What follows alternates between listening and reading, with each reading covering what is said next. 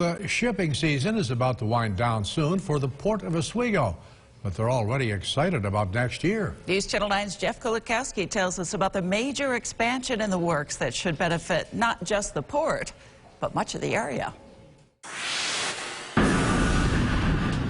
It's been a down year for the soybean crop in central New York, but even in a good year, the Port of Oswego can only handle so much of the grain.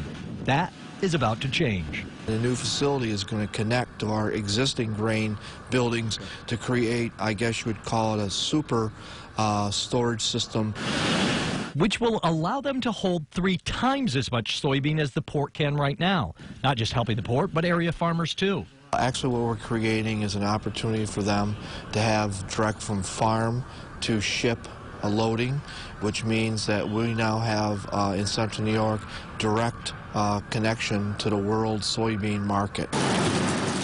That hasn't happened in the last 50 years on Lake Ontario, but the Port of Oswego is about to really get into the grain market by ship. And that's the most cost-effective way to transport grain, which means now they'll be able to get a better price. This grain barn, built back in the early 80s, will likely be torn down as early as the next few months to make room for a much bigger and taller grain silo to hold even more soybean. It'll have a direct loading system to it, USDA-approved scale system, a lab on site, along with a rail component, which will speed up the operation here. It will allow us to load ships and or rail cars in a fraction of the time we normally would, and then that means basically we'll be able to receive more grain and load more ships and more rail cars, which all helps grow the local economy.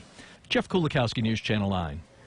And the project just received a $15 million state grant. It should all be finished by September of next year.